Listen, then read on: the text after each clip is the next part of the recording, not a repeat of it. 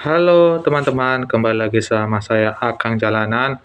Oke, hari ini saya tidak on beat atau bagaimanapun, dan hari ini saya akan membahas suatu informasi yang lagi panas, yang lagi booming di mana-mana tentang dunia ojol kita seperti itu, yang dimana tarif yang diberikan dari aplikasi ini itu sangat mengerikan. Terdapat potongan 10.000, 10.000, 10%, 20%, bahkan sampai 50%. Nah, di sini kita akan kulik, di sini kita akan buktikan secara nyata benar tidak, dan apa dampak ke depannya, dan bagaimana kesimpulan untuk semuanya. Jadi, mohon diperhatikan video ini supaya bisa menjadi suatu informasi buat kita semua.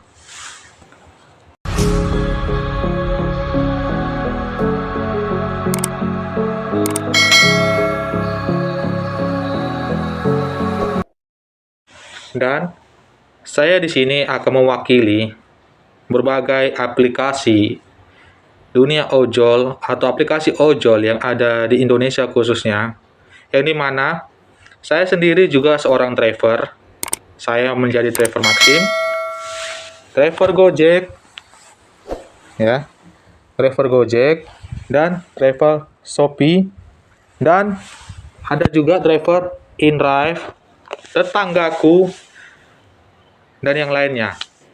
Nah, sedangkan Grab, saya itu mendaftarkan di bagian mobil saja, seperti itu.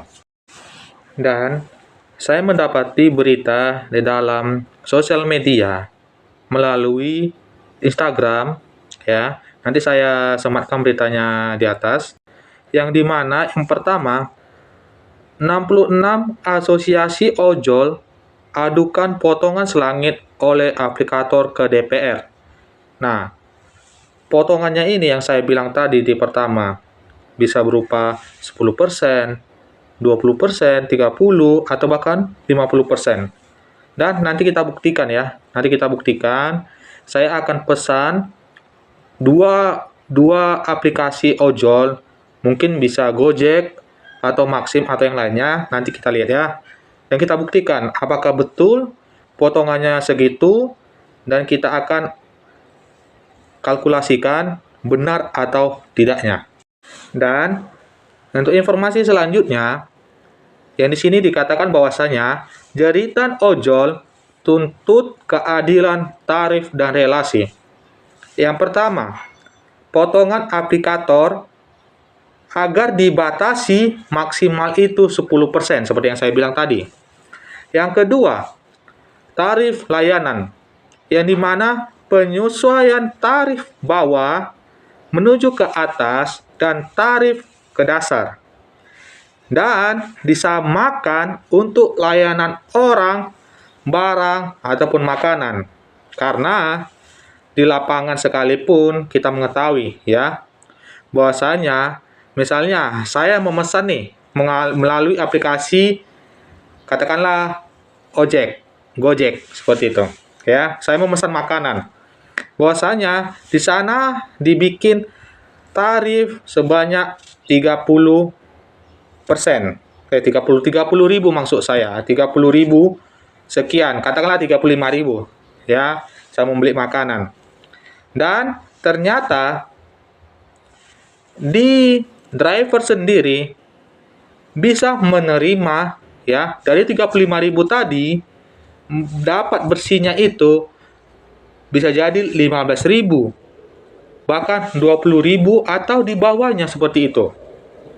Nah, ini menjadi suatu persoalan yang dikeluhkan kawan-kawan kita yang demo untuk mendapatkan aspirasi atau keadilan buat kita para ojol-ojol yang ada di Indonesia. Nah, oke teman-teman, di sini saya mau tes ya, seperti yang saya katakan tadi, di mana saya sudah membuat titik ya, yang terdekat aja. Di sini total yang harus saya bayarkan ke driver itu 9.100.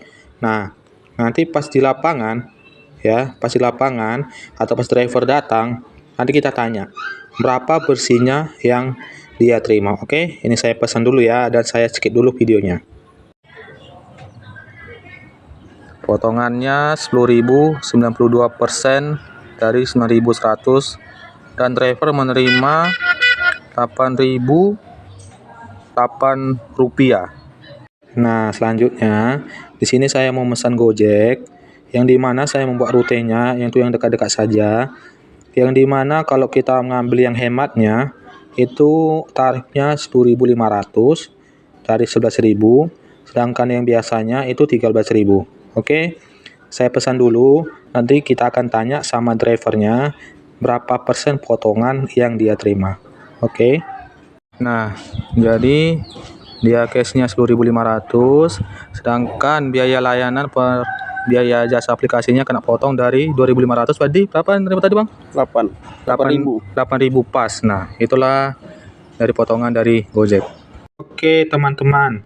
Setelah kita tadi memesan dari dua aplikasi yang berbeda, yaitu Maxim dan Gojek, kita dapat kesimpulan, yaitu yang pertama, saya memesan Maxim itu secara cash atau saya bayar kepada driver itu sebanyak 9.100 perak, ya. Ternyata sang driver itu menerima 8.008 perak, dan kira-kira berapa persen ya? Kalau nggak salah itu 12% deh. Coba ya. 12%. Nah, betul ya. Berarti driver bersihnya itu 8.008 perak, ya, sudah dipotong dari saldo para driver seperti itu. Nah, dan sedangkan di Gojek saya membayar secara tunai itu 10.500 dengan jarak yang sama, ya. Dari saya berangkat menuju ke lokasi tujuan itu sama. Dari Maxim dan Gojek itu sama, di mana saya membayarnya itu 10.500 dari Gojek. Ternyata yang diterima oleh driver itu ya 8.000, ya, dipotongnya itu 2.500 melalui jasa pelayanan dan aplikasi. Dan kira-kira itu dapat potongannya berapa persen ya? Kalau nggak salah, coba ya, kita coba dulu di 22%. 8.100, kalau 23%, 8.085, 24%, 7.980. Nah, jadi dapat kesimpulan bahwasannya Gojek memotong dari saldo dan driver mendapatkan bersih yaitu 8.000 rupiah dengan dipotongnya 23 sampai 24% seperti ini. Ya, ini tidak ada saya lebih-lebihkan. Ini secara nyata di lapangan dari dua aplikasi yang berbeda dan dua driver yang berbeda. Selanjutnya, ada tekanan ekonomi, yang dimana pendapatan ojol itu merosot karena meningkatnya biaya kehidupan seperti itu. Karena kita tahu sama-sama ya, barang mahal, semuanya serba mahal seperti itu. Selanjutnya, relasi mitra dan aplikator dinilai sangat timpang. Mitra tanpa ruang untuk bernegosiasi. Karena dari awal aplikator ini berdiri, dan bahkan saya pribadi itu teman-teman, daftar menjadi ojol kemarin, berapa tahun yang lalu seperti itu, tidak ada komunikasi, ya langsung daftar gitu.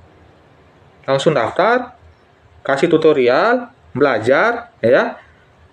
Bahkan kalau di Gojek itu ada webinar seperti itu, kalau dari Maxim itu ya dari video tutorial seperti itu, ya, tanpa ada negosiasi bagi para driver baru seperti itu. Dan selanjutnya, seruan ke negara, di mana pemerintah diminta hadir, atur ekosistem ojol secara adil dan manusiawi. Dan ini sudah terlaksana kemarin, para bapak-bapak dewan, kita semua itu sudah rapat dan sudah membahas bahwasanya baik dari DPR ya bersama para ojol sudah memberikan suatu pandangan, suatu masukan seperti itu. Dan kita tunggu saja apa langkah selanjutnya dari pemerintah atas seruan yang telah driver-driver yang ada di sana yang mewakili kita semua seperti itu. Nah, jadi bisa dikatakan bahwasanya dari tuntutan-tuntutan ini itulah yang menjadi suatu keluh kesah buat para driver se-Indonesia. Ya, driver ojol se-Indonesia. Kalau ada yang mengatakan bahwasanya kalau tidak suka jangan narik. Kalau tidak suka orderannya jangan diambil, seperti itu. Namun, kita bisa gampang mengatakan bahwasanya seperti itu, teman-teman. Namun di lapangan kita tidak bisa seperti itu. Kalau nggak kita ambil, kita nggak akan dapat duit. Kalau nggak kita jalankan, ya aplikasi kita bisa macet ataupun anyep seperti itu. Jadi serba salah. Dan ada yang mengatakan bahwasanya driver itu kan mitra, nggak bisa menjadi karyawan tetap. Bahkan dari pihak Gojek sendiri, kita bisa mencari ya teman-teman ya. Kita bisa mencari informasi di sosial media manapun. Dari Gojek sendiri, bahkan Grab sendiri, menolak bahwasanya driver-driver ini menjadi karyawan tetap. Awalnya, teman-teman, saya sangat setuju bahwasanya ya, porsi mitra seperti itu. Tidak bisa menjadi karyawan tetap atau yang lainnya. Namun, karena berbagai pertimbangan, permasalahan atau keluhan dari kita semua para driver, yang dimana semuanya itu dari driver, seperti kita menyediakan dari HP, motor, ya, saldo, bensin, seperti itu. Atau atribut, kita yang beli, seperti itu kan. Nah, jadi kalau mengenai setuju tidak setujunya itu sangat pro dan kontra sekali, teman-teman. Di mana di sisi lain memang ada betulnya kita ini sebagai mitra. Namun di sisi lain, karena kita sudah sebagai mitra, janganlah kita dipijak-pijak lagi seperti itu. Jangan kita makin diperbudak seperti itu. Dari komisi tadi yang semakin besar seperti itu. Kalau memang tidak bisa diangkat menjadi karyawan tetap, ya seperti pekerjaan tetap di PT atau apapun segala macam, monggo, silakan diturunkan tarifnya. Ya, pikirkan kesejahteraan driver juga. Dari aplikator senang, dari driver senang. Bahkan dari konsumen pun senang, sama-sama senang semua kita seperti itu. Nah, jadi buat teman-teman semuanya, tetaplah semangat. Jangan menyerah. Kita tunggu aja, teman-teman. Apa yang dirapatkan semalam tuh, dari anggota bapak-bapak dewan semuanya, atau dari pimpinan yang sudah mengangkat berita ini, kita tunggu aja kabar baiknya. Mudah-mudahan ada titik terangnya seperti itu, teman-teman. Namun kalau tidak ada, nanti bisa kita rembukkan, bisa kita pikirkan caranya seperti apa. Ataukah kita berhenti ojol, cari pekerjaan yang lain, walaupun memang sangat-sangat susah di Indonesia ini. atau kita tetap teruskan dengan konsekuensi yang sudah berjalan seperti itu. Nah, mari kita tunggu aja teman-teman. Mudah-mudahan ada hal yang baik yang dapat kita terima dari kejadian ini. Semoga dimanapun kamu berada teman-teman, driver di mana-mana, tetap hati-hati. Tetap hati-hati memilih orderan. Tetap hati-hati kemana rute yang kalian tuju. Perhatikan kesehatan. Perhatikan kendaraan juga. Jangan karena senang, karena bahagia dapat orderan banyak, dapat uang banyak, kendaraan kita lupakan, nggak kita servis lah, kita ganti oli atau apa segala macam. Jangan. Semua harus diperhatikan seperti itu. Jadi, buat teman-temanku, ojol semua, manapun kalian berada, kalian the best, kalian hebat, ya, tetap semangat untuk membuat dapur kita semua itu tetap berasap, ya, dan salam solidaritas ojol seluruh Indonesia.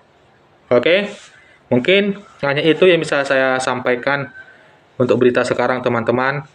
Kiranya ya, mohon maaf kata, jikalau ada yang tersinggung, ada yang salah kata, dimohon maafkan.